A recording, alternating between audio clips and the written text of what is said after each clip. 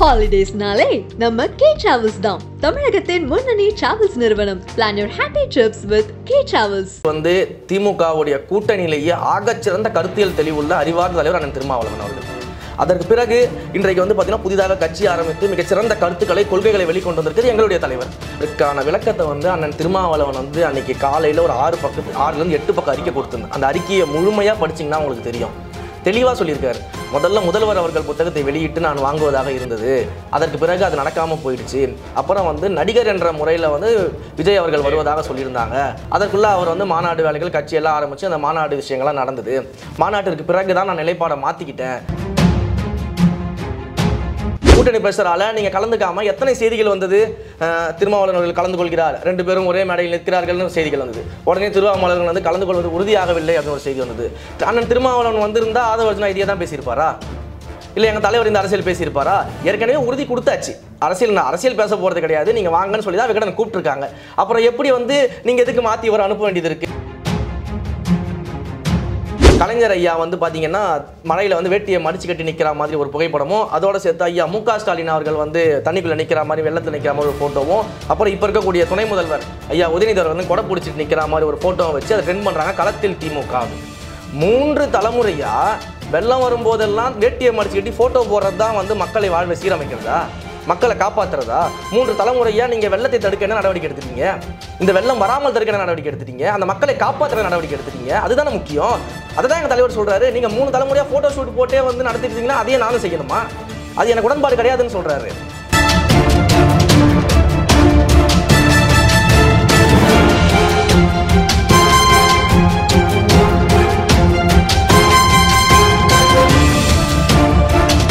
Aghaim Tamil has the highest viewership in India, USA, UK, Dubai, UAE, Saudi, Malaysia, Singapore, Norway, Sweden, Switzerland and Denmark. Join us and take your business to the world. உலகெங்கும் வாழக்கூடிய ஆகாயம் தமிழ் நெஞ்சங்களுக்கு Christian அன்பு வணக்கம். இன்று நம்மோடு தாவேக்காதை தொடர்பாளர் டிவி.கே. ரமேஷ் வந்திருக்கிறார். வணக்கம், எப்படி இருக்கீங்க பிரதர்? நல்லா இருக்கேன். எப்படி இருக்கீங்க? சூப்பராக இருக்கேன். அதாவது இந்த புத்தக வெளியீட்டு விழாக்கு அப்புறமா ஏகப்பட்ட விமர்சனங்கள் விஜய் மீதும் சரி அந்த கட்சி மீதும் வச்சுக்கிட்டே இருக்காங்க. அதில் குறிப்பாக நான் டைரக்டாகவே கேட்குறேன், உதயநிதி விமர்சனம், சினிமா செய்திகள் நான் பார்ப்பதில்லை அப்படின்னு சொன்ன விமர்சனம். இன்னொன்று இந்த ஆதவர்ஜுனாவை பற்றி ஒரு அமைச்சர்கிட்ட கேட்கும்போது யாருனே தெரியாதவனை பற்றி ஏன்டே கேட்குறீங்க அப்படின்ற அந்த விமர்சனமாக இருக்கட்டும். இதை தாண்டி இருக்கக்கூடிய திமுகவில் பல நிர்வாகிகள் கொடுக்கக்கூடிய விமர்சனம் என்னன்னா விளையாட்டு செய்திகள் பார்ப்பதில்லை. இந்த மாதிரி இன்னும் வந்து தாவேக்காவை ஒரு விளையாட்டு செய்தியை பார்க்குற மாதிரி இல்லை, ஒரு சினிமா செய்தியை நான் பார்க்கறது இல்லைன்ற மாதிரி இன்னும் அந்த கட்சியை அப்படி தான் பார்க்குறாங்க. விமர்சனத்தை எப்படி பார்க்குறீங்க? ஒரு மிகப்பெரிய புத்தக வெளியீட்டு விழா. அம்பேத்கர் அவர்களை வந்து இங்கே இருக்கக்கூடிய அனைவரும் கொண்டாட வேண்டும், எல்லா இளைஞர்களுக்கும் அம்பேத்கரை கொண்டு போய் சேர்க்க வேண்டும் அப்படின்ற ஒரு நோக்கத்தோட எல்லோருக்குமான தலைவர் அம்பேத்கர் அப்படின்னு அம்பேத்கர் அவர்களை வந்து ஒரு சாதியத்திற்குள்ளே அடக்கி விடாமல் எல்லோருக்குமான தலைவராக கொண்டு போய் சேர்க்கக்கூடிய ஒரு புத்தக விழா. அதில் அம்பேத்கர் அவர்களுடைய சம உரிமை, சமத்துவம், இந்த சமூகத்துக்காக எவ்வளோ போராடி இருக்கிறாரு, இந்த விஷயங்கள் அத்தனையும் அடங்கியது அந்த புத்தகம். அப்போ இப்படிப்பட்ட ஒரு புத்தகத்தை வெளியிடும்பொழுது அது எந்த அளவுக்கு மக்கள் மத்தியில் சென்று சேர வேண்டும் என்பது அம்பேத்கரை நேசிக்கக்கூடிய எல்லாருக்கும் இருக்க வேண்டிய ஒரு மனநிலை. அந்த நோக்கத்தோடு எங்கள் தலைவர் அந்த ஃபங்க்ஷனில் புக்கை வந்து ரிலீஸ் பண்ணுறாங்க. அப்படி ரிலீஸ் பண்ணும்போது இதை வந்து சினிமா செய்திகள் அப்படின்னு மாண்புமிகு துணை முதலமைச்சர் உதயநிதி அவர்கள் விமர்சிக்கிறாரு. அப்படின்னா எந்த அளவுக்கு அவர் அம்பேத்கர் அவமதிக்கிறாரு அப்படின்றத நீங்கள் பார்க்கணும். அம்பேத்கர் வந்து இந்த சமூகத்துக்காக போராடி தன்னுடைய வாழ்க்கையை தியாகம் செஞ்சு இந்த மக்களுக்காகவே வாழ்ந்த ஒரு மனிதர். அவர் இல்லைன்னா இன்றைக்கி இந்த சம உரிமை, சம வாய்ப்பு, இங்கே இருக்கக்கூடிய அனைத்து மக்களுக்கும் எல்லா உரிமைகளும் சமமாக பங்கீடு போவதற்கான வாய்ப்புகளே இல்லை. அதற்காக போராடிய ஒரு மனிதர். அவருடைய புத்தக வெளியீட்டு விழாவை ஒரு சினிமாவுடைய விழான்ற மாதிரி அவர் பேசுகிறாரு அப்படின்னா இது என்ன மாதிரியான ஒரு அரசியல் புரிதல்? முதல்ல மொத்தத்தையும் சொல்கிறாரா இல்லை விஜயோட அந்த விமர்சனத்தை சொல்கிறாரா? நீங்கள் வந்து அந்த விழாவை பற்றி தான் கேட்குறாங்க. இந்த மாதிரி புத்தக வெளியீட்டு விழா நடந்திருக்கு, தலைவர் விஜய் அவர்கள் பேசியிருக்காரு, என்ன கேட்குறீங்கன்னா சினிமா செய்திகள் பார்க்கறது இல்லைங்க. என்ன பேசினாருன்னு முதல்ல உங்களுக்கு என்ன தெரியும்? முக்கியமான 2 விஷயங்கள், எந்த கட்சிகளும் இது வரைக்கும் பேசாத 2 விஷயங்கள் எங்கள் தலைவர் அங்கே பேசியிருக்காரு. அது எத்தனை பேர் கவனிச்சாங்க? ஜனநாயகத்தை காப்பாற்றணும். ஜனநாயகத்தை காப்பாற்றணும்னா அதோடைய அடிநாதமாக இருக்கிறது தேர்தல்கள். அப்போ அந்த தேர்தலை வந்து நியாயமாகவும் சுதந்திரமாகவும் நடத்தணும். தேர்தலை நியாயமாக சுதந்திரமாக நடத்துறதுக்கு என்ன தேவை? ஒரு தேர்தல் ஆணையர் முதல்ல சரியாக இருக்கணும். அப்போ சரியான தேர்தல் ஆணையர் இருந்தால் தான் இது சுதந்திரமான தேர்தலாக நடக்கும், நியாயமான தேர்தலாக நடக்கும். அப்போது அந்த தேர்தல் ஆணையர் நியமனம் அப்படிங்கிறது வந்து ஆட்சியாளர்கள் மட்டுமே சார்ந்து போயிடக்கூடாது. அதற்கான சட்ட வடிவுகள்லாம் வெளில கொண்டு வந்து பாஜகவால் கொண்டு வரப்பட்டிருக்கு. அப்போது இந்த விஷயங்களை முதல்ல சரி பண்ணணும். அடிப்படையே முதல்ல ஒரு தேர்தல் ஆணையர் நியமனத்திலேருந்து அங்கே ஸ்டார்ட் ஆகுது. அதை சரி செய்யணும். அது ஒரு சார்பாக போயிடக்கூடாது. எல்லாரும் ஒருமித்த கருத்தாக தான் ஒரு தேர்தல் ஆணையரை நியமிக்கணும்னு சொல்லிட்டு ஒரு வலிமையான கோரிக்கையை அந்த இடத்துல முன் வச்சிருக்காரு. இதற்கு காரணம் என்னன்னு நீங்க யோசிச்சு பார்க்கணும். ஏன்னா அந்த விழா வந்து அம்பேத்கர் அவர்களுடைய விழா.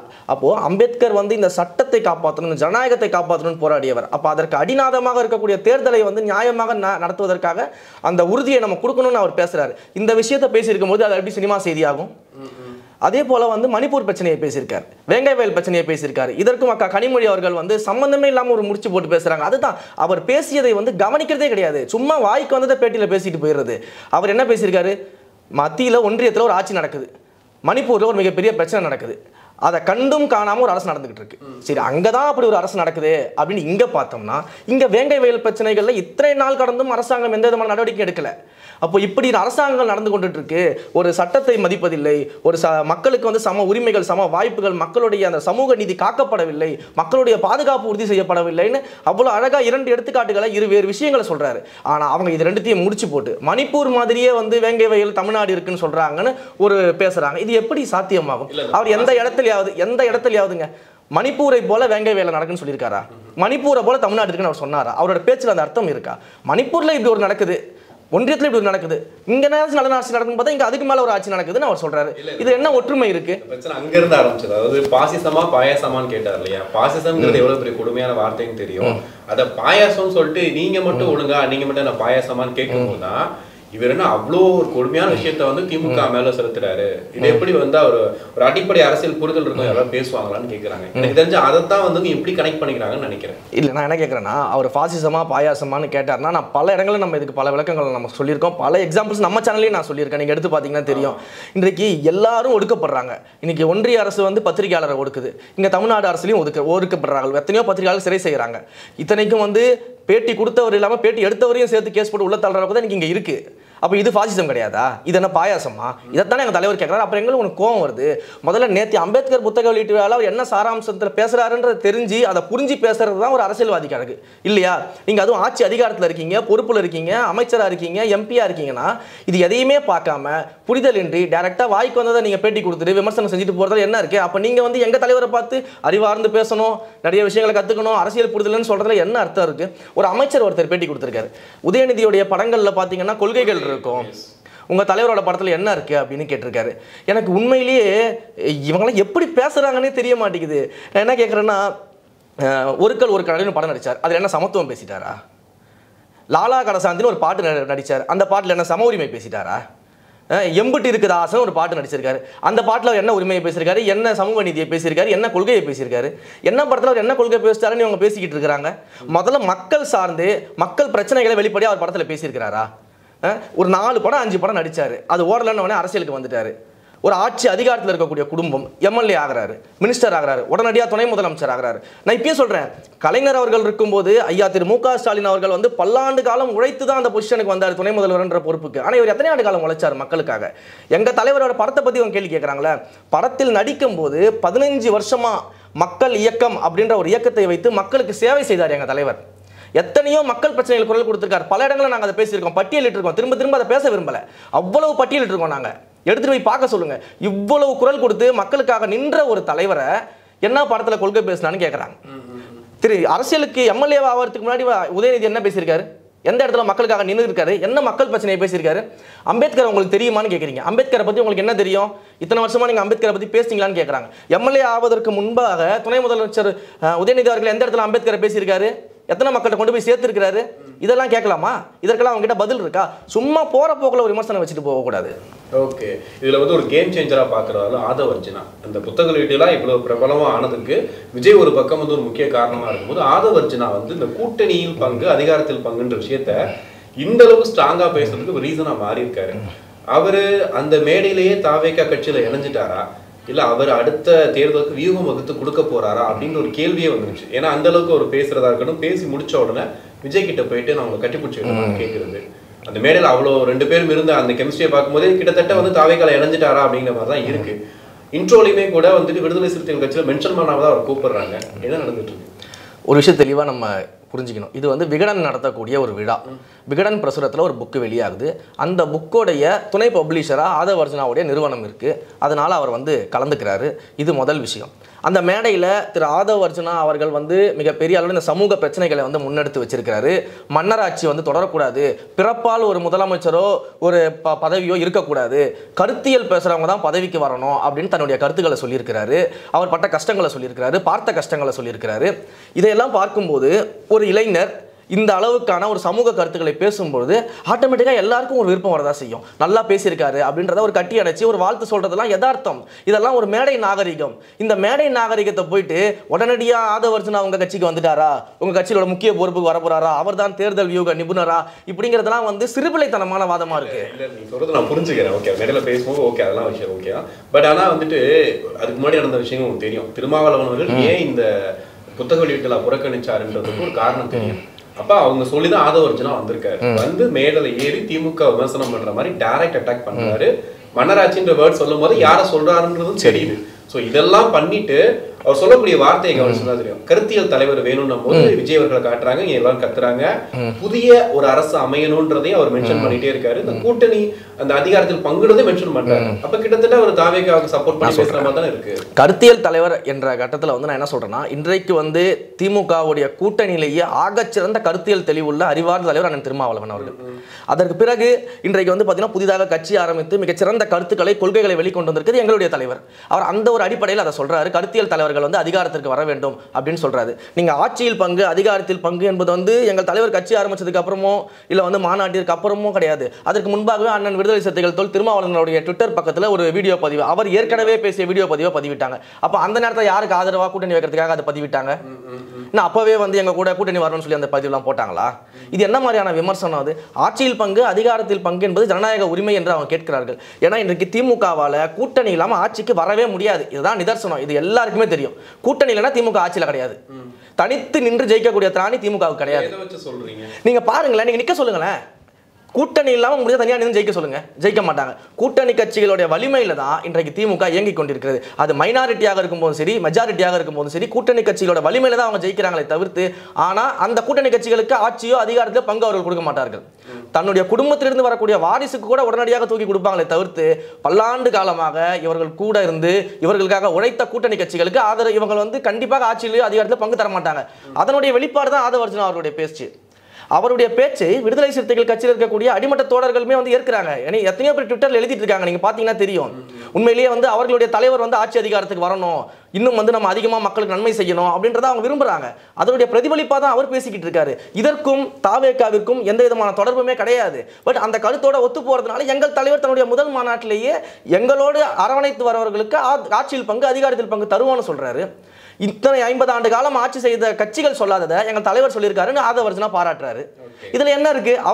அவர்களுடைய மனநிலையும் நாங்களும் தானே பிரதிபலிக்கிறோம். அதான் இது வரைக்கும் ஓகே. எனக்கு வந்து லாஸ்டா அவர் பேசி முடிச்சோம், விஜய் பேசி முடிச்சும் போது கரெக்டா சொன்னார், ஒரு நிமிஷம் ஒரு விஷயம் நான் சொல்லிக்கிறேன்னு சொல்லிட்டு அண்ணன் அதாவது திருமாவளவன் அவர்கள் வர முடியல, அப்ப எந்த அளவுக்கு ஒரு அழுத்தம் இருந்திருக்கும்னு சொல்லிட்டு ஒரு விஷயம் சொல்றாரு. அங்கதான் இந்த விஷயம் இவ்வளவு பெருசா பத்திக்க ஆரம்பிச்சது. அதாவது திமுக இவ்வளவு ப்ரெஷர் பண்றாங்க ஒரு கூட்டணி கட்சியை, நீங்க எங்ககிட்ட வந்துருங்க நான் பாத்துக்கிறேன்னு சொல்லாம சொல்றாரோன்ற மாதிரி இருக்கு. நீங்க சொல்ற மாதிரி திருமாவளவன் ஆசைப்படாம இருக்கலாம், ஆனா விஜய் ஆசைப்படுறாரா? திருமாவளவன் வந்து என்னோட சேர்ந்தா அது ஒரு பெரிய ஒரு கூட்டணியா அமையுன்றது ஆசை இருக்காது. இதற்கான விளக்கத்தை வந்து அண்ணன் திருமாவளவன் வந்து அன்னைக்கு காலையில ஒரு 6 இருந்து 8 பக்கம் அறிக்கை கொடுத்திருந்தார். அந்த அறிக்கையை முழுமையா படிச்சீங்கன்னா உங்களுக்கு தெரியும். தெளிவாக சொல்லியிருக்காரு. முதல்வர் அவர்கள் புத்தகத்தை வெளியிட்டு நான் வாங்குவதாக இருந்தது, அதற்கு பிறகு அது நடக்காமல் போயிடுச்சு. அப்புறம் வந்து நடிகர் என்ற முறையில் வந்து விஜய் அவர்கள் வருவதாக சொல்லியிருந்தாங்க. அதற்குள்ளே அவர் வந்து மாநாடு வேலைகள் கட்சியெல்லாம் ஆரம்பித்து அந்த மாநாடு விஷயங்கள்லாம் நடந்தது. மாநாட்டிற்கு பிறகு தான் நான் நிலைப்பாடை மாற்றிக்கிட்டேன். அதே ஏன்னா மாநாட்டிற்கு பிறகு வந்து கூட விஜய் அவர்கள் கலந்துக்கிறாங்க, நீங்கள் வாங்கணும்னு சொல்லும்போது இவர் சொல்கிறாரு, நான் என்னோட அச்சத்தை வெளிப்படுத்தினேன் விகடன் குழுவிடம். ஏன்னா அவர் வந்து என்ன அரசியல் பேசுவாரோ அப்படின்ற என்னோட அச்சத்தை வெளிப்படுத்தினேன். அப்போ விகடன் குழுவினர் என்ன சொல்லியிருக்காங்கன்னா, அவர் எந்த விதமான அரசியலும் பேச மாட்டார்னு உறுதிப்படுத்தியிருக்காருன்னு சொல்லியிருக்கிறாங்க. அரசியல் நீங்கள் வந்தால் அரசியல் பேச மாட்டேன் என்று உறுதியாக ஒரு கூடியிருக்கிறார்னா அப்புறம் எப்படி அந்த மேடையில் அரசியல் மேடையாக மாறிடும்? எப்படி அது அரசியல் மேடையா மாற்ற முடியும்? உங்ககிட்ட ஒரு உறுதியை கொடுத்து அவர் எப்படி அதை மாற்றி பேசுவார்? அப்ப நடிகர் இல்லையா, இப்ப ஒரு வந்து ஒரு கட்சி மாநாட்டிற்கு முன்பு கட்சி ஆரம்பிச்சிட்டாரு. மாநாட்டிற்கு முன்பு அவரிடம் சொல்லப்பட்டிருக்கிறது. அப்போ தலைவர் அவர்கள் வந்து நான் வந்து அந்த மேடையில் அரசியல் பேச மாட்டேன்னு உறுதி கொடுத்திருக்காரு. அந்த உறுதியை தான் விகடன் வந்து என்ன பண்ணியிருக்காங்கன்னா தொல் திருமாவளவன் அவர்கள் சொல்லியிருக்காங்க, நீங்கள் அச்சப்படாதீங்க, அவர் அரசியல் பேச மாட்டாரு, இது புத்தக வெளியீட்டு விழா தான் சொல்லியிருக்காங்க. இது எங்கேருந்து அரசியல் ஆகும்? அப்புறம் நீங்கள் எதை வச்சு வந்து இது அரசியல் ஆகிடும், அதனால தான் நான் அந்த விழாவை புறக்கணிச்சேன்னு சொல்கிறதுல என்ன தார்மீக நியாயம் இருக்குது? நீங்கள் கேட்ட அச்சத்திற்கு பதில் சொல்லி வந்துருச்சு இல்லை, அவர் உறுதிப்படுத்தி சொல்லிட்டார்ல அரசியல் பேச மாட்டேன்னு சொல்லிட்டு. அப்போ புத்தக வெளியீட்டு விழா சாதாரணமாக நடந்திருக்கும். அதை தாண்டி திமுகவோட பிரஷர். ஆமா, ஒரு மனிதர் அரசியல் பேச மாட்டேன்னு உறுதிப்படுத்தி விகடன் அவர்கள் சொல்லிய பிறகும் கூட நீங்க அது அரசியல் சொன்னா அதுக்கு பின்னாடி வேற என்ன காரணம் இருக்கும்? உங்களுடைய கூட்டணியோட பிரஷர் தானே.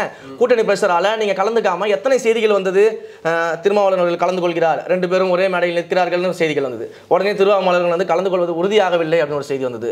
திரும்ப கலந்து பாருன்னு ஒரு செய்தி வருது, திரும்ப இல்லைன்னு ஒரு செய்தி. இந்த இன் அண்ட் அவுட் கேம் வந்து விளையாடிக்கிட்டே இருந்தாங்க. இதுக்கு என்ன காரணம்? இதுக்கு அரசியல் அழுத்தம் தானே காரணம். நான் என்ன சொல்றேன், திருமாவளவன் அவர்கள் வந்து இன்றைக்கு சொல்கிறார்ல, எனக்கு யாரும் அரசியல் அழுத்தம் கொடுக்க முடியாது, என்னை யாரும் இயக்க முடியாது, எங்கள் கூட்டணி வலுவாக இருக்கிறது என் அண்ணன் சொல்கிறார். அப்படிப்பட்ட உறுதியான நிலைப்பாட்டில் இருக்கக்கூடிய அண்ணன் அம்பேத்கர் புத்தக விழாவில் வந்து புத்தகத்தை வெளியிடுறதுல என்ன இருக்கு? அந்த திருமாவளவன் நான் தான் அனுப்பிச்சு வச்சேன், பட் அவங்க போய் மேல பேசின விஷயங்கள் அந்த கருத்துக்கள் வந்து கட்சிக்கு வந்து புறணா இருக்குன்னு சொல்றாங்க. சரி, அண்ணன் திருமாவளவன் வந்திருந்தா ஆதவர்ஜனா இதையே தான் பேசியிருப்பாரா? இல்லை எங்கள் தலைவர் இந்த அரசியல் பேசியிருப்பாரா? ஏற்கனவே உறுதி கொடுத்தாச்சு, அரசியல் பேச போகிறது கிடையாது, நீங்கள் வாங்கன்னு சொல்லி தான் விகடன் கூப்பிட்டுருக்காங்க. அப்புறம் எப்படி வந்து நீங்கள் எதுக்கு மாற்றி இவரை அனுப்ப வேண்டியது இருக்குது? அப்போ வந்து நாங்கள் பேச வேண்டிய கண்டெக்ஸ்ட் அப்படிங்கிறது வந்து நீங்கள் வரும்போது அரசியல் பேச மாட்டோம்னு நாங்கள் சொல்லிட்டோம். அந்த கண்டெக்ஸ்ட் தான் எனக்கு விழா நடந்திருக்கும். இப்போ நீங்கள் வரல, தன்னுடைய அரசியல் கருத்துக்களை அவர் பேசுகிறாரு, அந்த அரசியல் கருத்து கூட தேவையில்லாத கருத்துக்களை பேசலையே. அம்பேத்கர் சொல்லிய சட்டத்தை காப்பாற்றணும், ஜனநாயகத்தை காப்பாற்றணும், ஜனநாயகத்தோட அடிநாதத்தை காப்பாற்றணும், அதை சார்ந்து தான் பேசியிருக்கிறாரு. சாதிய கொடுமைகளை பற்றி பேசியிருக்கிறாரே தவிர்த்து அவர் அதை சாராமல் அம்பேத்கருக்கையும் அரசியலையும் பிரிக்க முடியுமா? முதல்ல அம்பேத்கரையும் ஜனநாயகத்தையும் பிரிக்க முடியுமா? அம்பேத்கரையும் சாதிய கொடுமையும் பிரிக்க முடியுமா? அந்த கொடுமைகளை தானே பேசியிருக்கிறாங்க. இதில் என்ன தவறு இருக்கு? சரி, நான் என்ன கேட்குறேன்னா, இன்றைக்கு தலைவர் அவர்கள் இதெல்லாம் பட்டியலிட்டு இருக்காருல்ல, இதெல்லாம் இங்கே நடக்கவே இல்லை, இதெல்லாம் இந்த ஆட்சி மிக சிறப்பாக கையாளுதுன்னு சொல்லிட்டு சொல்ல முடியுமா? சொல்ல முடியாதுல்ல. நடந்த குற்றங்கள் தானே சொல்கிறோம். இது எப்படி தவறாகும்? இது எப்படி அரசியல் ஆகும்? இது மக்கள் பிரச்சனைங்க. அப்போ என்ன சொல்கிறாரு, இத்தனை ஆண்டு காலம் இவர்களை நம்பி நம்ம ஏமாந்தாச்சு, இதற்கப்புறம் இதை சரி செய்யணும்னா மக்களை உண்மையாக நேசிக்கக்கூடிய தலைவர் வந்து ஆட்சி அமைக்கணும்னு சொல்றாரு எங்க தலைவர். நாங்க நம்புறோம், மக்களை நாங்கள் உண்மையா நேசிக்கிறோம், எங்கள் தலைவர் உண்மையா நேசிக்கிறாரு, மக்கள் எங்களை நேசிக்கிறாங்க, அதை நாங்கள் அந்த இடத்துல வெளிப்படுத்துறோம். இந்த கண்டெக்ஸ்ட் அப்படிங்கிறது திருமாவளவன் கலந்து கொண்டிருந்தால் நடந்திருக்குமா அப்படின்றது வந்து நடந்திருக்க வாய்ப்பு கிடையாது. ஏன்னா உறுதிப்பட விகடன் தெரிவிச்சதுக்கு அப்புறம் நீங்க இது அரசியலாக்கக்கூடிய வேலையே கிடையாது. அது இவர்களுடைய புரிதலா இல்லை வந்து பின்னாடியிலிருந்து இருக்க பிரஷர்னால இது போன்ற அறிக்கைகளை வெளியிடுறாங்களானே தெரியல. ஆனா அது விஜய் மென்ஷன் பண்ணி சொல்லணும்னு தான் சொல்லியிருக்காரு இல்லையா? என்னத்த அது லாஸ்டா சொல்லும் போது திருமாவளவன் வரல, அது காரணம் வந்து ஒருவேளை அரசியல் பிரஷரா இருக்கலாமோ நான் யூகிக்கிறேன்னு சொல்றாரு. இப்படிப்பட்ட யூகங்கள் இருக்கிறது, இவ்வளவு விஷயம் நடந்திருக்கிறது இந்த டிராவல்ல. இந்த புத்தக வெளியீட்டு பேச்சு வந்ததுல இருந்து இன்றைக்கு முடிகிற வரைக்கும் இவ்வளவு விஷயங்கள் நடந்திருக்கும் போது அந்த சந்தேகம் எல்லாருக்குமே வரதானங்க செய்யும். ஓகே, இப்ப நீங்க மக்கள் நேசிக்கிற தலைவர் அப்படின்ற அந்த வார்த்தையை சொன்னீங்க இல்லையா? இப்ப விஜய் மேல இருக்கக்கூடிய பெரிய விமர்சனம் என்ன அப்படின்னா, ஒரு வெள்ள நிவாரணத்துக்கு அவர் என்ன பண்ணியிருக்கணும்? ஒண்ணு கடத்தல் நின்றுக்கணும், போய் பார்த்துருக்கணும். அதுக்கு சீமானவர்களும் சொன்னாங்க, ஒரு கூட்டம் கூடின்றதுக்காக வீட்டுல வச்சாலும் செஞ்சாரு, அந்த செய்யறதா எங்க செஞ்சா என்ன அப்படிங்கிற மாதிரி. ஆனா ஒரு சின்னதா, அதாவது இதுக்கு முன்னாடி வந்து தூத்துக்குடி சம்பவமா இருக்கட்டும், அவர் கிடக்கக்கூடிய அந்த பிரச்சனைகள்லாம் பார்க்கும்போது நேர போய் பார்த்துட்டு வந்த ஒருத்தரா இருந்தார். இன்னைக்கு திருவண்ணாமலையில அந்த மண் சரிவு ஏற்பட்டு அவர் ஒரு பிரச்சனை ஆயிருக்கு. கேபிஓ பாலா உட்பட சில நடிகர்களோட போயிருக்காங்க, நிறைய பேர் போய் பார்த்துட்டு வராங்க. விஜய் கட்சி ஆரம்பிச்சதுக்கு அப்புறம் ஒரு பெரிய நிகழ்வாகவும் பார்க்குறோம். நேர போய் பார்த்து ஒரு ஆறுதல் சொல்லியிருக்கலாமே அப்படிங்கிறது ஒரு பெரிய கருத்து. அது இல்லாமல் இந்த மழை தண்ணி நிற்கும் போது ஏன் விஜய் வெளியே வந்து பார்க்க மாட்டாரா, மக்களா நிற்க மாட்டாரா, ஸ்டேஜில் மட்டும் பேசும்போது இப்படி பேசுறாரு போது அதுக்கு ஒரு பதில் சொல்றாரு. அது சொல்லும்போது அதாவது தனியில் நின்னா தலைவனா அப்படின்னு சொல்றது ஓகே, ஆனால் நாங்கள் உணர்வுபூர்வமா இருக்கோம் அப்படின்னும் போது நம்மளை பொறுத்த வரைக்கும் எம்ஜிஆர் தான் நம்ம எடுத்துக்காட்டா சொல்லுவோம். ஏன்னா அவரை பார்க்க கூட்டம் அவ்வளோ கூட்டம் கூடுவாங்க, ஆனால் அவரும் வேட்டியை மடிச்சு கட்டுறது நின்னவர் தான், களத்தில் நின்று தான் வந்து எல்லாத்தையும் பண்ணியிருக்காரு. அப்படிங்கும்போது அவரை பின்பற்றி வரக்கூடிய விஜய் அவர்கள் ஏன் களத்துல நின்று மக்களா நான் இருக்கேன்னு ஏன் சொல்ல மாட்டேறாரு? ஒரு விஷயம் நல்லா தெளிவாக சொல்லிடுறேன், நான் எக்ஸ்பிளைனே பண்ணுறேன் உங்களுக்கு இந்த டீட்டெயில் தான்.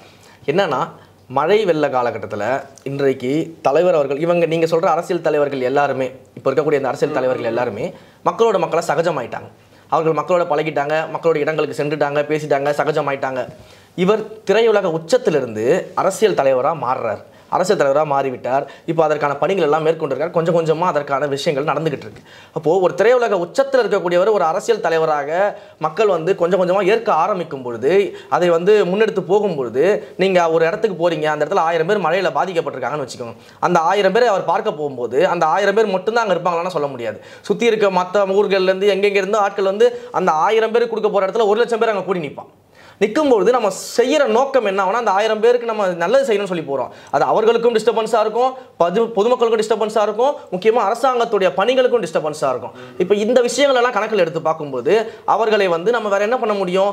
அந்த மாதிரி ஒரு சூழ்நிலையை நம்ம இப்போதைக்கு கிரியேட் பண்ண முடியாது. ஏன்னா நம்ம கொஞ்சம் கொஞ்சமாக எமர்ஜ் ஆகிட்டு இருக்கோம். அப்படின்னு இருக்கும்போது அவர்களை வரவழைத்து பஸ் வைத்து வரவழைத்து அவர்களுக்கு தேவையான விஷயங்களை கொடுத்து ஒவ்வொருத்தரையும் 10 பேரை அமர வச்சு எல்லாரும் கூடயும் 10 நிமிஷம் டைம் ஸ்பெண்ட் பண்ணி உங்களுக்கு என்ன பிரச்சனை, எத்தனை நாளாக இந்த மாதிரி நடக்குது, எதனால இந்த மாதிரி பிரச்சனை நடக்குது, உங்களுக்கு என்ன மாற்று வேணும், இல்லை உங்களுக்கு வந்து என்ன விதமான உதவிகள் செஞ்சால் கரெக்டாக இருக்கும்னு எல்லாருக்கிட்டையும் உட்காந்து பேசி வழி அனுப்பி வச்சிருக்கிறாரு. நோக்கம் வந்து மக்களுக்கு நல்லது செய்யணும், அந்த மக்கள் மன சந்தோஷமாக வெளியில் போகணும். அது நடந்துதா இல்லையா? பனையூரில் நடக்காமல் இருந்துச்சா? ஆனால் நீங்கள் சொல்கிற இந்த கட்சிகள் விமர்சனம் வைக்கிறாங்க பாருங்கள், காலாகாலமாக இதே விமர்சனம் தான். இதில் வந்து நான் நிறைய இடங்களில் சொல்லியிருக்கேன். ஃபோட்டோ ஒன்று வந்து ட்ரெண்ட் பண்ணாங்க இந்த திமுகவுடைய இணையதளங்களை வச்சு. கலைஞர் ஐயா அவர்கள் வந்து தண்ணிக்குள்ளே இறங்கி வேட்டியை மடிச்சு கட்டி நிற்கிற மாதிரி ஒரு ஃபோட்டோவும், அதை கலைஞர் ஐயா வந்து பார்த்தீங்கன்னா மழையில் வந்து வேட்டியை மடிச்சு கட்டி நிற்கிற மாதிரி ஒரு புகைப்படமும், அதோட சேர்த்து ஐயா மு.க. ஸ்டாலின் அவர்கள் வந்து தண்ணிக்குள்ளே நிற்கிற மாதிரி வெள்ளத்தில் நிற்கிற மாதிரி ஒரு ஃபோட்டோவும், அப்புறம் இப்போ இருக்கக்கூடிய துணை முதல்வர் ஐயா உதயநிதி அவர்கள் வந்து கொடை பிடிச்சிட்டு நிற்கிற மாதிரி ஒரு ஃபோட்டோவை வச்சு அதை ட்ரெண்ட் பண்ணுறாங்க, களத்தில் திமுக அப்படின்னு. 3 தலைமுறையாக வெள்ளம் வரும்போதெல்லாம் வேட்டியை மடிச்சுக்கிட்டு ஃபோட்டோ போடுறது தான் வந்து மக்களை வாழ்வை சீரமைக்கிறதா, மக்களை காப்பாற்றுறதா? 3 தலைமுறையாக நீங்கள் வெள்ளத்தை தடுக்க என்ன நடவடிக்கை எடுத்துட்டீங்க? இந்த வெள்ளம் வராமல் தடுக்க நடவடிக்கை எடுத்துட்டீங்க, அந்த மக்களை காப்பாற்றுற நடவடிக்கை எடுத்துட்டீங்க. அதுதானே முக்கியம். அதை தான் எங்கள் தலைவர் சொல்கிறாரு. நீங்கள் 3 தலைமுறையாக ஃபோட்டோ ஷூட் போட்டே வந்து நடத்திட்டீங்கன்னா அதையே நானும் செய்யணுமா? அது எனக்கு உடன்பாடு கிடையாதுன்னு சொல்கிறாரு.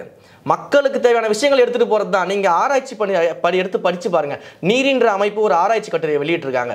அதாவது சென்னை மற்றும் சென்னையை சுற்றியுள்ள பகுதிகளில் மட்டும் 2015ஆம் ஆண்டிலிருந்து 119 நீர்நிலைகள் இருந்திருக்கு. ஆனால் இன்றைக்கு 2020 பார்த்தீங்கன்னா வெறும் 64 நீர்நிலைகள் தான் இருக்கு.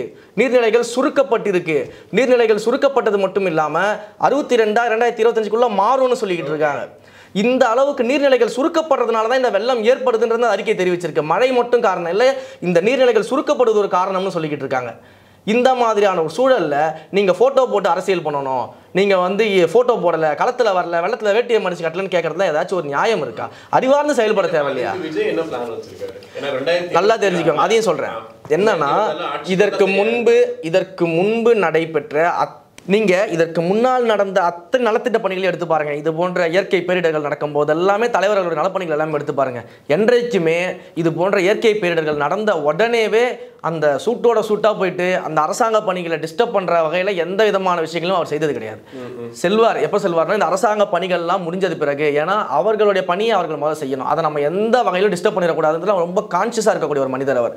அவர்களுடைய பணியை முடிச்சது பிறகு ஓரளவுக்கு நார்மலைஸ் ஆனதுக்கு பிறகு நம்மளுடைய உதவிகள் நம்ம செய்யலாம்னு நினைக்கிற மனிதர். இப்படி தானே அவர் பல இடங்களில் செஞ்சிருக்காரு. நீங்கள் எடுத்து பார்த்தீங்கன்னா உங்களுக்கு வரலாறு தெரியும்.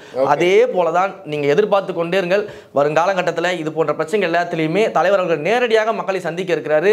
நீங்கள் கேட்ட பத்திரிகையாளரை சந்திப்பாக இருக்கட்டும், மக்கள் சந்திப்பாக இருக்கட்டும், நலத்திட்ட உதவிகளாக இருக்கட்டும், எல்லாமே தானே நேரடியாக செய்வார். இன்றைக்கு பேசலன்னு சொல்லிக்கிட்டு இருக்கோம், அன்றைக்கி பேசும்போது ஏன் பேசுகிறாருன்னு வருத்தப்படுற அளவுக்கு இருக்கும். அன்றைக்கி நீங்கள் பாருங்கள். இப்போ தமிழக பாஜக தலைவர் அண்ணாமலை வந்து ஒரு கருத்து சொல்லியிருந்தாரு. மணிப்பூரை பற்றி அவர் பேசியிருக்காரு. மணிப்பூருக்கு நான் கூப்பிட்டு போகிறேன், அவர் வர தயாராக இருந்தால் நானே நேரடியாக கூப்பிட்டு போகிறேன், நான் காட்டுறேன்னு சொல்கிறேன். இந்த கருத்தை எப்படி பார்க்குறீங்க? அண்ணன் அண்ணாமலை அவர்களோட பேட்டியை நானும் பார்த்தேன். மணிப்பூருக்கு நான் அழைச்சிட்டு போகிறேன், நீங்கள் வாங்க அப்படின்னு சொல்கிறாரு. நான் என்ன கேட்குறேன்னா, இன்றைக்கு வந்து உக்ரைன் ரஷ்யா போர்களுக்கு இடையே மத்தியஸ்தம் செய்யக்கூடிய அளவிற்கு இருக்கக்கூடிய பாரத பிரதமர் நரேந்திர மோடி அவர்களை முதல்ல இந்த உள்நாட்டில் இருக்கக்கூடிய மணிப்பூர் கலவரம் நடந்த இடத்துல அந்த மக்களுக்கு என்ன பிரச்சனை அப்படின்றத கேட்கறதுக்கு நீங்கள் அழைச்சிட்டு போயிட்டு வாங்க. நீங்கள் அவ்வளவு சக்தி வாய்ந்தவர்னா முதல்ல பிரதமரை அழைச்சிட்டு போங்க மணிப்பூருக்கு. ஏங்க செய்திகள்லாம் நீங்கள் பார்த்தீங்களா இல்லையா? எவ்வளவு விஷயம் கொடூரமாக நடந்தது மணிப்பூரில். பெண்களை நிர்வாணப்படுத்தி ஒரு குழு மோதலால் அந்த பெண்களை இழுத்துட்டு வந்து இத்தகைய செய்திகள்லாம் வெளியில் பரவி இந்த நாட்டையே உழுக்குச்சு.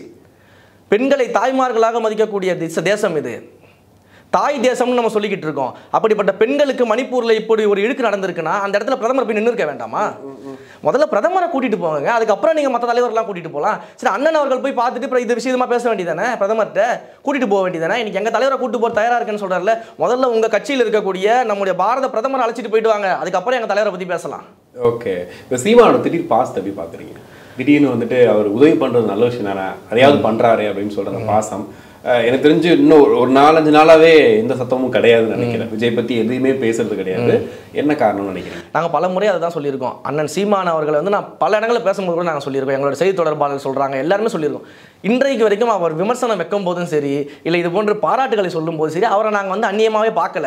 அவரை வந்து நாங்கள் திரும்ப திரும்ப எங்களுடைய கொள்கைகள் என்னன்னு புரிய வைக்க தான் ட்ரை பண்ணுறோம். நீங்கள் தவறான ஒரு புரிதலில் பேசிட்டு இருக்கீங்க, நம்ம சேனல்லேயே நம்ம கொள்கையெல்லாம் விளக்கமாக சொல்லியிருக்கோம். இதெல்லாம் புரிய வைக்க தான் நம்ம ட்ரை பண்ணமே தவிர்த்து நம்ம எந்த இடத்துலையுமே அவரை வந்து நம்ம சிறுமைப்படுத்தலை, அவரை நம்ம இன்றைக்குமே அண்ணனா பார்க்குறோம் அப்படின்ற இடத்துல நம்ம பல இடங்களில் சொல்லியிருக்கோம். ஆனால் அவர் வந்து தன்னுடைய சூழ்நிலையின் காரணமாக இது போன்ற கருத்துக்களை தெரிவிக்கிறாரு. இல்லை வந்து சரியான புரிதல் இல்லாமல் அவருக்கு பின்னால் இருந்து இயக்கக்கூடிய மனிதர்கள் அந்த மாதிரி இருக்கிறாங்க. அதை நம்ம ஒன்றும் பண்ண முடியாது. நீங்க பாத்தீங்கன்னா 10 ஆண்டு காலம் இந்த களத்துல சமரசம் இல்லாம போராடினவர் அண்ணன் சீமான் அவர்கள். அதை நான் எந்த இடத்துலயும் மறுக்க மாட்டேன். தமிழ் உரிமைகளுக்காக, தமிழர்களுக்காக, இன விடுதலைக்காக அவர் அந்த அளவுக்கு போராடி இருக்காரு. 15-10 வருஷமா போராடிட்டு இருக்காரு. நான் எந்த இடத்துலயுமே நான் மறுக்கல. ஆனால் அவரை கொண்டு போய் ரவீந்திரன் துரைசாமி என்ற ஒரு பத்திரிகையாளர் அப்படின்ற பேர்ல, அரசியல் விமர்சகர் என்ற பேர்ல இருக்கக்கூடிய மனிதர் ஒரே நாள் சூப்பர் ஸ்டார் ரஜினிகாந்த் அவர்களிடம் கூட்டு போயிட்டு ஒட்டுமொத்த கட்சியினரை எதிர்த்து கேள்வி கேட்கும் அளவுக்கு ஆளாக்கி விட்டுட்டார். இது போன்ற நபர்களால தாங்க பிரச்சனையே. இது போன்ற நபர்களால தவறான வழிகாட்டுறதுனால தான் அண்ணன் அவர்கள் வந்து பல இடங்களில் விமர்சனங்களை வச்சிருக்கலாம். இது வந்து இவர்களுடைய வேலை தான். ஏன்னா இது போன்ற ஆட்கள் என்ன தெரியுமா செய்யறாங்க, யார் யாருக்கிட்டயோ பணத்தை வாங்கிக்கிட்டு, யார் யாருக்கிட்டயோ வேலை செஞ்சுக்கிட்டு, இது போன்ற ஒரு தவறான விஷயத்த வந்து பல அரசியல் கட்சி தலைவர்களிடம் சொல்லிக்கிட்டு இருக்காங்க. நான் புத்தக வெளியீட்டு நான் பார்த்தேன், நீ சொன்ன மாதிரி ஒரு தாவேக தொண்டர்னு ஒருத்தர் வெளியே வந்துட்டு இருக்கிற மீடியாவுக்கு பேட்டி கொடுக்குறாரு. அதாவது நீங்க வந்து விஜய் வந்து ஒரு வட்டத்துக்குள்ள சுருக்க பாக்குறாங்க, சாதி மதம் சார்ந்து சுருக்க பாக்குறாங்க, என்ன பண்ணிட்டு இருக்காரு விஜய், அவர் நம்பி வந்த நான் என்ன பண்ண போறேன்னு சொல்லிட்டு ஒன்று பேசிட்டு போறாரு. இந்த கருத்தை எப்படி பாக்குறீங்க? அவர் சொன்னதை நானும் பார்த்தேன். அந்த பேட்டியை ஒரு வட்டத்துக்குள்ள சுருக்க பாக்குறாங்க, புத்தன் சரணம் கச்சாமின்னு சொல்லிட்டு பாடல் ஒளிபரப்புறாங்க, அதையெல்லாம் அனுமதிக்கிறாங்க. அந்த விழா அம்பேத்கருடைய விழா. அம்பேத்கர் அவர்கள் தன் மனமுகந்து புத்த மதத்தை தழுவியவர். அதற்காக அந்த பாடல்களை அவங்க ஒளிபரப்புறாங்க. எங்களுடைய அறிக்கையே படிக்காதவங்க எப்படி தாவேகாவோட நிர்வாகியா இருக்க முடியும்? எங்களுடைய அறிக்கையே தெரியாதவர்கள் எப்படி தாவேகாவோட சேர்ந்தவர்களாக இருக்க முடியும்? யோசிச்சு பாருங்க. ஆரம்பமே சொல்றோம், நாங்க பிறப்புக்கும் எல்லா உயிருக்கும்னு சொல்றோம், பிறப்பால் உயர்வு தாழ்வு நாங்க பார்க்க மாட்டோம்னு சொல்றோம், மத பிளவாதத்தை எதிர்க்கிறோம், ஜாதி மதம் இனம் மொழி இடம் என்ற பாலினம் எந்த வேறுபாடும் பார்க்காம நாங்க அரசியலுக்கு வரோம்னு சொல்றோம். இதை தாண்டி வந்து இப்படி ஒரு விமர்சனத்தை வச்சா அவர் எப்படி தாவேகாவா இருக்க முடியும்? அவர் ஏதோ ஒரு உள்நோக்கத்தோட பேசுகிறார். அதாவது ஒரு சமூகம் சார்ந்து, இப்ப அம்பேத்கர் ஃபாலோ பண்ணாலே ஒரு சமூகம் சார்ந்துதான் இருப்பாங்க மாதிரி ஒரு தாட். புத்தகமே எல்லோருக்குமான தலைவர் அம்பேத்கர்னு வச்சிருக்காங்க, ஒரு சமூகம் சார்ந்தவர் கிடையாது, எல்லோருக்குமான தலைவர்ன்றாங்க. நம்ம நிர்வாகின்னு சொல்லும் போது தான் இங்க டவுட். யாரு வேணா தாவேகா நிர்வாகின்னு சொல்லாங்க. நான் தான் இப்ப கூட சொன்னேன், அரசியல் விமர்சகர்னு சொல்லி பேசிக்கிட்டு இருக்காரு. அரசியல் விமர்சகர் ஆயிடுவாரா அவரு? என்ன பேசிக்கிட்டு இருக்காரு அவரு? நீங்க பாத்தீங்களா, எடுத்துக்காதீங்கன்னா தெரியும். இந்த மாநாட்டு வந்து அவங்க நடத்த தெரியாதுங்க, அவங்களுக்கு இடம் கிடைக்காதுங்க, நான் வேணா திருச்சியில இடம் வாங்கி தரேன்னாரு. மாநாடு நடத்தணுமா இல்லையா? விழுப்புரத்தில் 30,000 பேர் மாநாட்டு கலந்துக்க மாட்டாங்கன்னு சொன்னார். இன்னைக்கு 13 லட்சம் பேரை கூட்டி மிகப்பெரிய மாநாடு வெற்றிகரமாக நடத்தணுமா இல்லையா? கட்சியை ஆரம்பிப்பதற்கு முன்னாடி கூட அவர் பல இடங்களில் பேசியிருக்காரு, இவங்க கட்சியை துவங்க மாட்டாங்கன்னு பேசினாரு. அன்றைக்கு மதியமே கட்சி துவங்கத்துக்கான அறிக்கையை கொடுத்தோம்ல. இவர் சொன்னது எது நடந்திருக்கு? இன்றைக்கு அதெல்லாம் விட்டுட்டாரு. இப்போ அடுத்தது பலம் நிரூபிச்சாதான் கட்சி, பலம் நிரூபிச்சாதான் கூட்டணின்றார். ஒவ்வொரு தேர்தலும் ஒரு புதிய தேர்தல். நான் இதை நம்ம இடத்துல ஆல்ரெடி பதிவு பண்ணியிருக்கேன். நாளைக்கு இப்போ 30% 40% வாக்கு நீ கட்சிகள் வச்சிருக்குன்னு வச்சுக்கோங்க. 2 கட்சி இருக்கு, 30% வாக்குகள் வச்சிருக்குன்னா அடுத்த தேர்தல் அவங்க நிற்கும் போது 30% ஸ்டார்ட் பண்ணுவாங்களா? 30% ஓட்டிங் மிஷின் என்னமா 0 தானே ஸ்டார்ட் ஆகும்? எல்லாருக்கும் 0 தானே ஓட்டு ஸ்டார்ட் ஆகுதுங்க. அப்புறம் என்னங்க ஓட்டு பர்சன்டேஜ் வச்சு தான் எல்லா கால்குலேஷன்றாரு. இவர் என்னன்னா பலம் நிரூபிக்கலன்னா கூட்டணி கிடையாது. நாங்க தான் 234 தொகுதியிலும் தனி மெஜாரிட்டியோட ஜெயிக்கிறோம்னு சொல்லி அனௌன்ஸ் பண்ணிட்டு கட்சி ஆரம்பிச்சிருக்கோம். நாங்க என்ன மாற்று கட்சியா? நாங்க முதன்மை கட்சியா வரோம், முதன்மை சக்தியா வரோம், 234 தொகுதியிலும் தனி மெஜாரிட்டியில ஜெயிப்போம்னு நம்ம சொல்லிக்கிட்டு இருக்கோம். அப்புறம் என்ன இவர் பலம் நிரூபிச்சாதான் கூட்டணி என்ன பேசிக்கிட்டு இருக்காரு? வியூகங்கள் இருக்குல்ல. இது வியூகங்கள் கிடையாதுங்க. இதெல்லாம் வந்து சிறுபிள்ளைத்தனமான பைத்தியக்காரத்தனமான நரேட்டிவ். இதெல்லாம் வச்சு மக்களை ஏமாத்தலாம், மக்களை மடை திருப்பிடலாம், மக்களை வந்து மழுங்கடிச்சிடலாம் நினைக்கிறாங்க. மக்கள் மிக தெளிவாக இருக்கிறாங்க. சீப்பத்திருந்தா கல்யாணம் நடக்குமான்ற மாதிரி பேசிக்கிட்டு இருக்காருங்க அவரு. இல்ல, இப்ப ஒவ்வொரு கட்சிக்கும் ஒரு வியூகம் இருக்கும் இல்லையா? இப்ப அதிமுக ஒரு வியூகம் இருக்கும், திமுக ஒரு வியூகம் இருக்கும். அது மாதிரி இப்ப தாவேகாவுக்கு நீங்க சொல்ற மாதிரி 234 தொகுதியிலையும் மெஜாரிட்டியா நாங்க ஜெயிச்சிரோம்னு சொல்லி ஒரு வியூகம் வச்சிருப்பீங்கல்ல. சோ அது என்னன்னு கேக்குறேன். ஏன்னா இப்ப நீங்க சொல்ற எங்களுக்கு வியூகம் இருக்குங்க, வெளிப்படையா அந்த இடத்துல சொல்றேங்க. எங்களுடைய வியூகம், எங்களுடைய கூட்டணி மக்களோடங்க. மக்கள் தான் எங்களுடைய பலம், மக்கள் தான் எங்களுடைய வியூகம், மக்கள் தான் எங்களுடைய கூட்டணி, மக்களை நம்பிதான் அரசியல். 2026 இந்த மக்கள் என்ற வியூகத்தை வைத்துதான், மக்கள் நலப்பணி என்ற வியூகத்தை வைத்துதான், மக்கள் மீது உண்மையான அன்பு வைத்திருக்கவும் என்ற வியூகத்தை வைத்துதான் நாங்க வந்து 2026 ஜெயிக்க போறோம். இதுதான் எங்களுடைய வியூகம். ஓகே. ஏன்னா இப்போ ஆதவர்ஜுனா பத்தி நான் பேசிட்டு இருக்கும்போது நீ சொன்னீங்கல்ல, தொண்டர்கள் வெளியே வந்து கூட ஒருத்தர் பேசினாரு அப்படின்னும் போது, அவர் பேசினது முக்கிய ரீசனா இருந்து ஆதவர்ஜுனாவோட ஸ்பீச்சுக்கு அப்புறம் தான் அப்படி பேசினாரு. என்ன காரணம்? ஆதவர்ஜுனா தாவேகா மாநாட்டுக்கு ஹெல்ப் பண்ணாரு, சில பண உதவிகள் பண்ணாரு. அந்த மாநாட்டுக்கான வியூகம், அந்த சில விஷயங்கள் ஏற்பாடு பண்ணி கொடுத்ததே வந்து ஆதவர்ஜுனா தான்.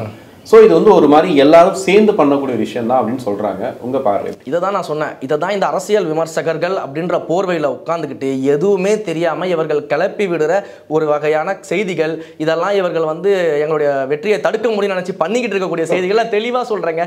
ஏன்னா மாநாட்டிற்கு 13 லட்சம் பேர் வந்தாங்க. நீங்கள் எல்லாருமே அங்கே மீடியா கவரேஜ் வந்திருப்பீங்க. உங்கள் எல்லாருக்குமே தெரியும் எவ்வளவு இளைஞர்கள் வந்தாங்க. குடும்பமாக பெண்கள், தாய்மார்கள் எல்லாரும் வந்தாங்களா இல்லையா?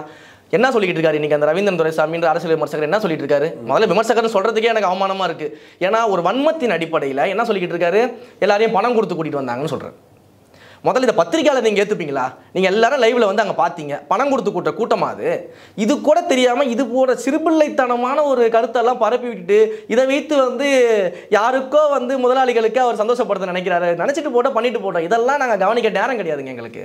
ஓகே, இப்போ தாவேக்காவோட அடுத்த கட்ட திட்டம் என்னவா இருக்கு? அடுத்த கட்ட திட்டமாக நாங்கள் மக்களை மிக விரைவாக அதிகப்படியாக இன்னும் மக்களை சந்திக்க போகிறோம். எங்களுடைய கொள்கை விளக்க பொதுக்கூட்டங்கள் நடக்க இருக்கு, மாவட்ட வாரியாக நடத்த இருக்கிறோம், மக்கள் பணிகள் செய்ய காத்திருக்கிறோம். ஆனால் அதற்கும் இடையூறுகள் வந்து கொண்டு தான் இருக்கிறது. நீங்கள் பார்த்தீங்கன்னா பல்லாவரத்தில் வந்து கழிவுநீர் வந்து குடிநீரோட கலந்து அங்கே மருத்துவமனையில் அனுமதிக்கப்பட்டிருக்காங்க.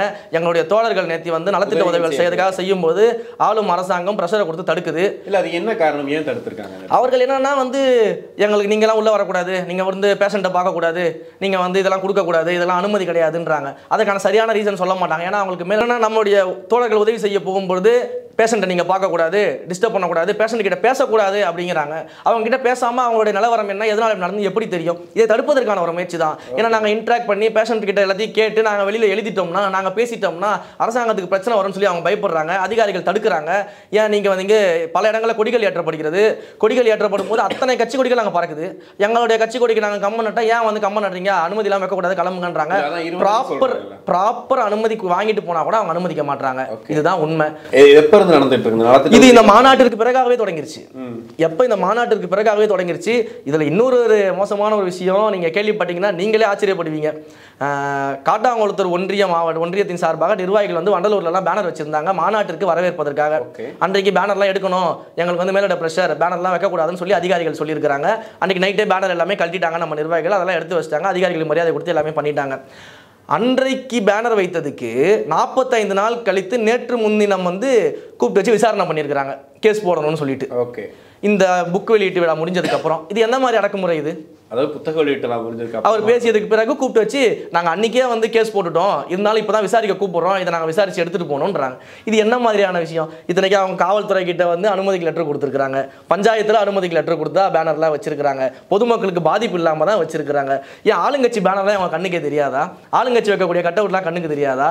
எல்லாமே ப்ராப்பராக நம்முடைய நண்பர்கள் வந்து தெளிவாக தலைவர்கள் என்ன சொல்லியிருக்காங்களோ அதுபடி தான் செஞ்சுக்கிட்டு இருக்காங்க. அதற்கே இவ்வளவு அழுத்தம், இவ்வளவு போராட வேண்டியதாக இருக்குது. இன்னும் வந்து ஒரு ஆண்டு காலம் மிகப்பெரிய போராட்டமாக இருக்கும். அதை பற்றிலாம் நாங்கள் பயப்படுற மாதிரி இல்லை, எங்கள் தலைவரும் பயப்படுற மாதிரி இல்லை. எங்கள் தலைவரை பொறுத்த வரைக்கும் ஒரே விஷயம் தான் சொல்லுவார், நம்ம நோக்கம் பெருசு, நம்ம ஜெயிக்கிறோன்ற எய்ம் மட்டும்தான் நமக்கு, அதை பற்றி எதையுமே யோசிக்காதீங்க, நேராக காலத்தில் நம்ம வேலை செய்வோன்னு. மக்கள் நமக்காக நிற்கிறாங்கன்னு சொல்லுவார். ஓகே, யார் துணைக்கு இருக்காங்க, நம்மளை யார் காப்பாற்றுவாங்கன்னு நினைக்காதீங்க, மக்கள் நமக்கு துணைக்கு இருக்காங்கன்னு என்கிட்ட சொல்லியிருக்காரு. இதற்கு மேலே என்ன வேணும்? உங்களை இன்னொருத்தரும் துணைக்கு வந்தான்னு நினைக்கிறேன். அஜித் ரசிகர்கள் நிறைய பேர் வந்து இப்போ வந்து ஃபுல்லாக தாவேக்கு சப்போர்ட் பண்ணுற மாதிரி நிறைய போஸ்ட் பார்க்குறோம். பல நடிகர்களோட ரசிகர்கள், அதாவது மக்கள் வந்து நீங்கள் தெளிவாயிட்டாங்க. திரை வேற தரை வேறன்றதுல ரொம்ப தெளிவாக இருக்கிறாங்க. திரையில் 1000 சந்தைகள் இருக்கலாம், அதெல்லாம் ஒரு விஷயங்கள் இருக்கும், அதெல்லாம் அந்த திரைத்துறைக்கே இருக்கக்கூடிய ஒரு விஷயங்கள். அதையெல்லாம் தாண்டி மக்கள் அப்படின்னு வரும்போது ஒரு மாற்றத்தை எல்லாருமே எதிர்பார்க்குறாங்க. அந்த மாற்றத்திற்கு அண்ணன் அஜித் ரசிகர்களாக இருக்கட்டும், இல்லை மற்ற நடிகர்களுடைய ரசிகர்களாக இருக்கட்டும், எங்களுக்கு பெருமளவு ஆதரவு தெரிவிக்கிறாங்க. களத்தில் நீங்கள் நில்லுங்க, நாங்கள் வந்து உங்களுக்கு சப்போர்ட் பண்ணுறோம், நாங்கள் ஓட் பண்ணுறோம், எங்கள் குடும்பத்தில் கூட நாங்கள் ஓட் பண்ண வைப்போம், எங்கள் அம்மாவுக்கு பிடிக்கும், என் தங்கைக்கு பிடிக்கும். வீட்டில் ஒவ்வொருத்தருமா தலைவருக்கு ரசிகராக இருக்காங்க. படத்தில் இங்கே இருக்கக்கூடிய கட்சிகளுக்கு என்ன தெரியுமா பிரச்சனை? இங்கே இருக்கக்கூடிய கட்சிகளை வந்து தலைவர்களை வந்து நம்ம வந்து தெருவில் கொண்டு போய் நிற்க வச்சு ஒவ்வொரு வீட்டு வாசல் கதவை தட்டி அந்த வீட்டில் இருக்கவங்க கிட்ட நம்மளை பற்றி சொல்லி கொண்டு போய் சேர்க்க வேண்டிய சூழ்நிலை இன்றைக்கி இருக்குது. ஆனால் எங்கள் தலைவர் ஆல்ரெடி வீட்டுக்குள்ளே தான் இருக்கார். ஒவ்வொரு வீட்டுக்குள்ளேயும் எங்கள் தலைவர் இருக்கார். ஒவ்வொரு வீட்லையும் எங்கள் தலைவரை மதிக்கக்கூடிய, எங்கள் தலைவரை நேசிக்கக்கூடிய தாய்மார்கள் இருக்காங்க, இளம் பெண்கள் இருக்காங்க, இளைஞர்கள் இருக்காங்க. அவர்களை வாக்குச்சாவடி கொண்டு வந்துட்டா நாங்கள் ஜெயிக்க போகிறோம். ஓகே, எங்களுக்கு அவ்வளோதான் வேலை. ஆனால் இவர்களுக்கு அது கிடையாது. ஏன்னா இவர்கள் எந்த நல்ல விஷயமும் செய்யலை. இவர்கள் மேலே இருக்க அத்தனை நெகட்டிவான விஷயங்களும் இன்றைக்கே கூட இளைஞர்களுக்கு நல்லாவே தெரியும். அதையெல்லாம் மறக்கடிச்சு இவர்கள் பேசுவதற்கு தான் வந்து மணி ஃபார்முலா வச்சிருக்கிறாங்க. அதையும் தாண்டி இவர்கள் தோக்க போகிறது உறுதி. ஏன்னா மக்கள் மாற்றத்தை நோக்கி திரும்ப ஆரம்பிச்சிட்டாங்க. நீங்கள் எங்கே வேணால் பேட்டி எடுத்துகிட்டு பாருங்கள், நீங்கள் எங்கே வேணால் போய் பேட்டி எடுங்க. 100% பேர் எங்கள் தலைவர் ஆதரித்து பேசுவாங்க, எங்கள் தலைவருக்கு வாக்களிக்கிறேன்னு சொல்லுவாங்க, மாற்றத்தை விரும்புகிறோன்னு சொல்லுவாங்க. அந்த மாற்றம் நடந்து கொண்டிருக்கிறது. 2026 கண்கூடாக தெரியும். இவர்களுடைய கூட்டணி கணக்கு அத்தனையும் மைனஸ் ஆகும்.